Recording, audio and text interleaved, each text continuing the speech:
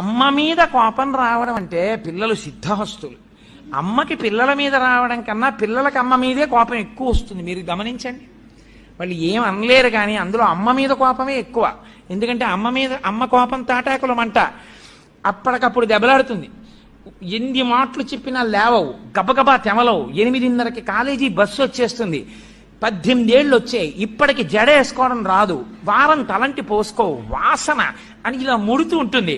ఇలా వెనక నుంచి గబ గబ గబ గబ దువ్వి తన జుత్తులో దువ్వెన పెట్టుకుని ఆ దువ్వెన తీసి గబగబా దువ్వి జడేస్తూ ఇలా పెట్టుకుంటూ ఆ పువ్వులు పెట్టేసి, ఆ పిల్ల కోపం నాకేం అక్కర్లేదులే, కాలేజీ క్యాంటీన్లో తింటానని క్యారేజ్ సర్దుకుంటుంది. మళ్ళీ కడుపు గుడగొడలు ఆడుతోందంటావు, మీ నాన్నలా నీ కడుపు మంట వ్యాధి ఒకటి రా అని గబగబా కాస్త పెరుగు అన్నం కలిపి నేను పెట్టేస్తానులే, నువ్వు బాక్స్ సర్దుకో ఈ లోపల అని గబగబా గబగబా ముద్దలు పెట్టేస్తాను. తిట్టినామే